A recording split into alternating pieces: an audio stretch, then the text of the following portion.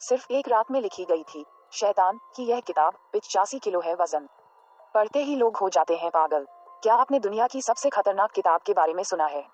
एक ऐसी किताब जो 700 साल के बाद भी एक रहस्य है। कहा जाता है कि यह शैतान की सबसे बड़ी किताब है। एक ऐसी किताब जिसकी पास भी पहुंची उसका दिमागी संतुलन बिगड़ गया, पागल हो गया या उसकी जान चली गई। एक ऐसी किताब जिसमें लिखे हुए शब्द कई चश्मदीद हैं, जिनका कहना है कि जब उन्होंने किताब को पढ़ना शुरू किया तो वो अक्षर हवा में तैरते हुए नजर आए और उन अक्षरों में शौले थे, आग थी। इसलिए इस पुस्तक का नाम डेविल्स बाइबल पड़ा, क्योंकि इसे किसी दैवीय शक्ति ने नहीं बल्कि एक शैतानी शक्ति की प्रेरणा के जरिए लिखा गया है। ये पुस्तक जहां भी जिसके भी पास जाती उसका मानसिक संतुलन बिगड़ जाता था। तो ये इस किताब की कहानी है। कागज पर नहीं, जानवर के चमड़े पर लिखी गई। ये सिर्फ एक कहानी नहीं है बल्कि हकीकत है, और यह किताब आज भी एक शहर की लाइब्रेरी में मौजूद है। इस किताब के बारे में दुनिया में कई लोगों के पास जानकारी भी है, लेकिन कहते हैं कि इस किताब को एक शैतान ने लिखी थी। अब ये सोचने वाली बात हो जाती है कि क्या कोई शैतान किताब लिख सकता है? इस किताब को लिखने की कहानी इतनी दिलचस्प है कि समझ नहीं आता कि क्या सच है और क्या झूठ है।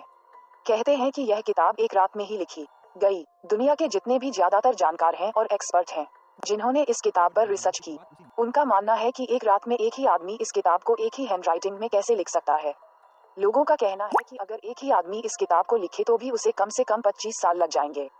ये किताब कागज के ऊपर नहीं लिखी गई, ये किताब चमड़े के ऊपर, जानवर के चमड़े के ऊपर लिखी गई, वो भी एक रात में। और यही बात कोई मानने को तैयार नहीं है कि एक रात में इसे कोई लिख सकता है।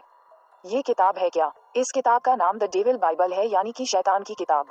ये किताब एक और नाम से पूरी दुनिया में मशहूर है, कोडेक्स गिग्स। इस किताब में कुल 310 पन्ने हैं और सभी चमड़े के हैं। कहते हैं कि इस किताब को लिखने के लिए 160 गधों का इस्तेमाल किया गया और उनकी चमड़ी पर यह किताब लिखी गई। ये किताब 36 इंच लंबी है, 23 इंच चौड़ी है। इसका वजन लगभग 85 किलो है। इस किताब को एक आदमी अकेले नहीं उठा सकता, कम से कम 2 लोगों की जरूरत पड़ेगी। 13वीं सदी में एक सन्यासी हुआ करते थे। वो एक मठ में रहा करते थे और कुछ समय बाद वह मठ के नियमों का उल्लंघन करने लगे। ये बात फैली वहां के राजा तक। ये चेक गणराज्य के समय की बात है। उस सन्यासी को इस अपराध के जुर्म में राजा के पास पेश किया गया। राजा ने जांच कमेटी बनाई और जब ये साबित हो गया कि सन्यासी ने मठ के नियम तोड़े हैं तो सजा के तौर पर राजा ने उसे जिंदा दीवार में चुनवा दिया। अब इसमें 2 चीजें, एक जगह दीवार की बात है और एक जगह लिखा गया है कि जिंदा ताबूत में दफना दिया गया। अब सन्यासी की मौत तय थी और ऐसे में उस सन्यासी ने राजा के सामने एक प्रस्ताव रखा कि वो एक ऐसी किताब लिखेगा कि वह पूरी मानव जाति के लिए एक बेहद अच्छी किताब होगी और यह किताब मठ को हमेशा के लिए गौरवान्वित कर देगी। अब राजा ने उस सन्यासी के सामने शर्त रखी कि ठीक है, लेकिन तुम्हें ये किताब एक रात में लिखनी होगी। अगर तुमने ऐसा किया तो सुबह तुम्हारी सजा माफ कर देंगे और तुम्हें जिंदा छोड़ देंगे। सन्यासी ने राजा की यह शर्त मान ली। वह किताब लिखने बैठा, लेकिन आधी रात उसने हार मान ली कि वह सुबह तक किताब नहीं लिख पाएगा। अब उसके सामने 2 रास्ते थे, सुबह का इंतजार करना या किताब को पूरी करना। इसी बीच सन्यासी ने एक विशेष प्रार्थना की और इस पूजा के जरिए शैतान को बुलाया।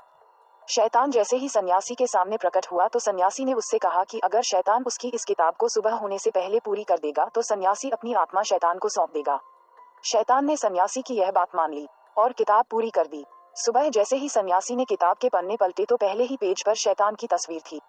इसके अलावा सूरज और चांद की भी तस्वीरें थी। इसमें स्वर्ग की भी तस्वीरें हैं। इस किताब में भलाई और बुराई को बताया गया है।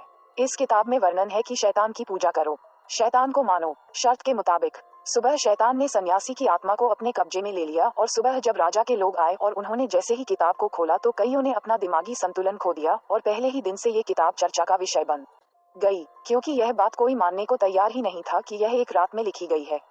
ऐसे में ये धारणा बन गई कि इस किताब को शैतान ने ही लिखा है और इसका नाम रखा गया द डेविल बाइबल। ये किताब शैतानी रास्ते पर ले जाने की प्रेरणा देती है। आज भी यह किताब चेक गणराज्य की एक लाइब्रेरी में सुरक्षित रखी हुई है।